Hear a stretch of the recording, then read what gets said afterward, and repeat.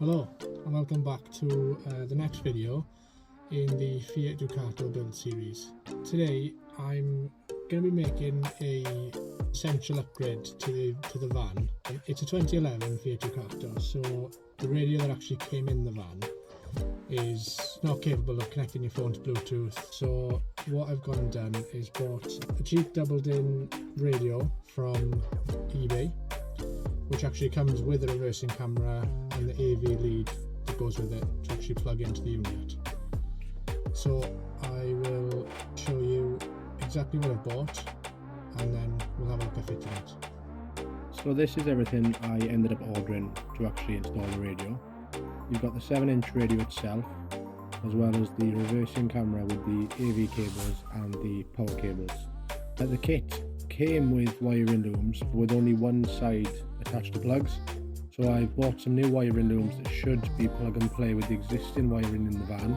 This will just allow for a more simple installation, but still allow me to connect the power supply for the reversing camera. This is the second kit I actually ordered to install this radio. You've got the cage that houses the radio itself, which just slots in where the old radio should be. Now once the radio is actually installed, that back fascia should make it pretty much a factory finish. Obviously it's not going to be perfect because all this is retrofitted, but it should be pretty close. The only other thing to mention is these wiring looms that I mentioned previously. These should make it so it's plug and play, and there's a pink wire left hanging which isn't plugged in, and this will basically just be used to provide a 12-volt power supply to my reversing camera. So these are all the tools that I'll require to actually get this radio fitted. I picked this kit up from Halfords for, I believe it was £25. The only other thing I'll need is this mini saw to actually get the radio fitted.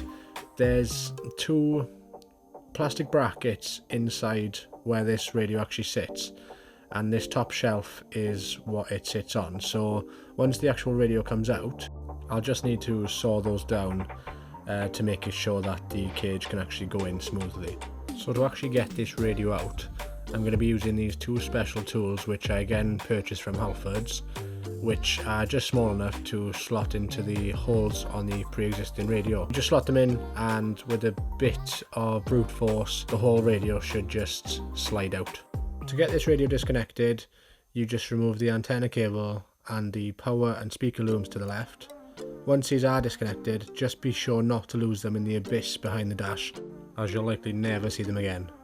So that's the wiring looms all wired up, leaving the 12-volt power supply free to be wired to the reversing camera when I come to it. And lo and behold, the system's working fine.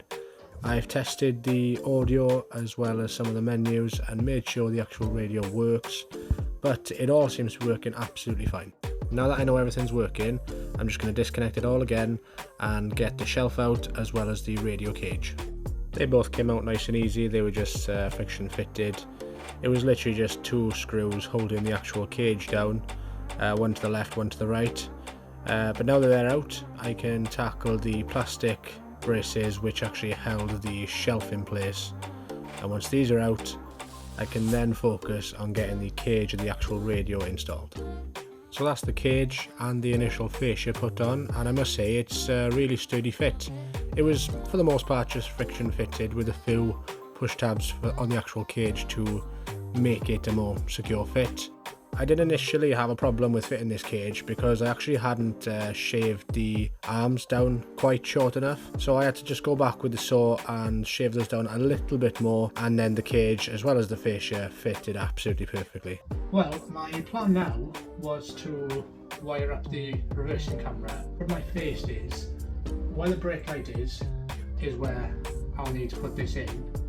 But in order to actually feed the housing for the cable through, I'm going to need a bigger metal drill bit than I've currently got. So this is going to have to take a back seat for the moment.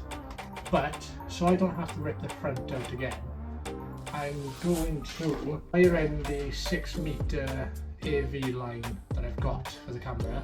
Run this down through the dash, down one of the door pillars, past the battery, and then where that sliding door starts, all the way down through the van and up to where this is eventually going to connect to the reversing camera.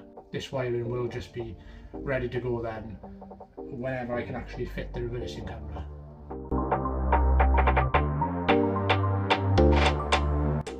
So now that I've run the AV cable through the van, I can start to run the wiring up through the dash and then into the back of the radio. I found the easiest way to do this is through the top glove box, so I'll run it through the door sill, under the glove box and then into the back of the screen.